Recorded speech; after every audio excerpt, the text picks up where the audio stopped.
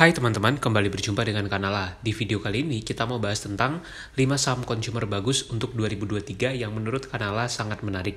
Nah, buat kamu yang mau belajar saham langsung bersama Kanala, bisa ikuti private mentoring saham. Link pendaftarannya ada di deskripsi video ini ya.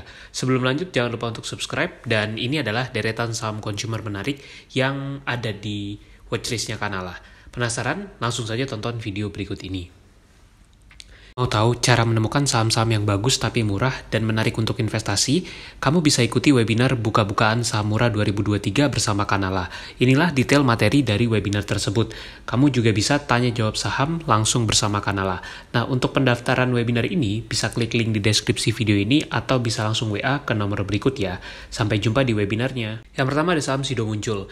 Nah, ini kembali kita bahas karena Sido ini sekarang harganya sudah pulih kembali. Sido muncul ini merupakan produsen yang memproduksi tolak angin, Kuku Bima Energi, dan banyak merek-merek lainnya juga. Sido muncul ini juga termasuk saham yang ada di portofolio Kanala. Di tahun 2022, Sido muncul membukukan net income mencapai 1,1 triliun rupiah. Ini memang turun dibandingkan tahun 2021 lalu. Kendati demikian, kalau kita lihat dalam jangka panjang, laba Sido muncul masih terus bertumbuh. Ini adalah gambaran pendapatan dan juga labanya. Penyebab kenapa laba Sido ini anjlok adalah di kuartal 2 2022 lalu. Saat itu laba Sido turun begitu dalam, namun di kuartal 3 dan keempat sudah mulai pulih kembali. Saat ini valuasi sahamnya ada di PE ratio sekitar 23 kali. Menurut Kanala ini valuasi yang wajar untuk ukuran saham consumer yang masih bertumbuh seperti misalkan Sido muncul. Jadi memang valuasinya tidak terlalu murah, tapi ini tetap menarik untuk dipertimbangkan. Yang kedua ada saham Kalbe Farma, KLBF. Ini merupakan perusahaan consumer dan juga farmasi yang terkemuka di Indonesia.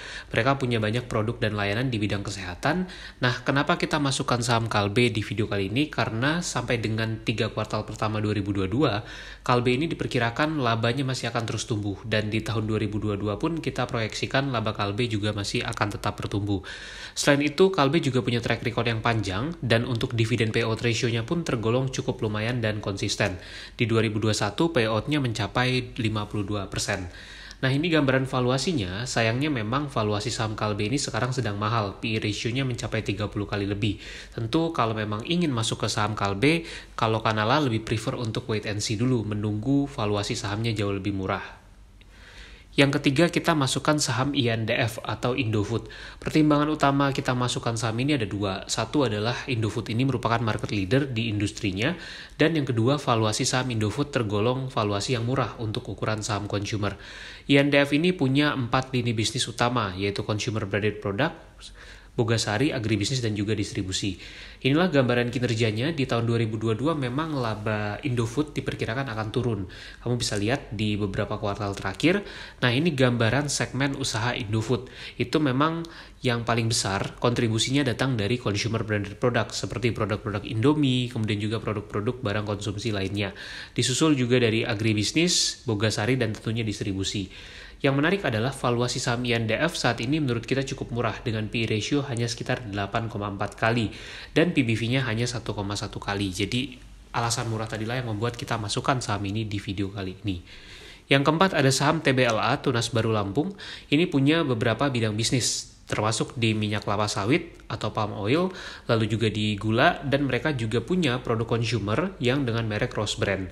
Tentu ini cukup familiar ya mereknya dengan masyarakat Indonesia.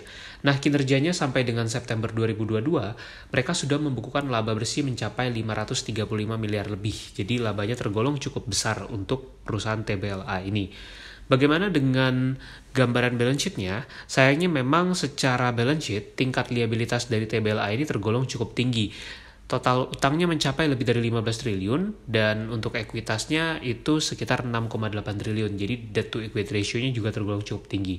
Namun di sisi lain, dengan kinerja yang masih stabil dan valuasinya yang murah, membuat kita tertarik memasukkan saham ini di dalam watchlist. Saat ini PE ratio sahamnya itu 4,6 kali dengan PBV di bawah 1. Jadi potensi menurut kita. Yang kelima, kita masukkan saham roti, Nippon Indosari Korpindo, yaitu perusahaan yang terkenal dengan merek Sari Roti.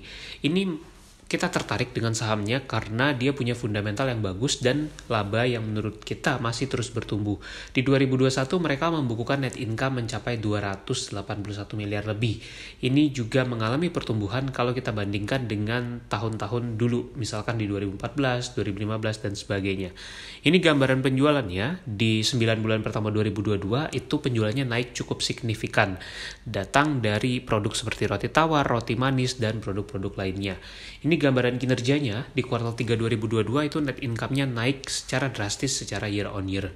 Nah, bagaimana dengan valuasi? Dengan growth yang bagus dan potensi yang menarik, memang saham Sari Roti ini dihargai dengan valuasi P ratio sekitar 23 kali.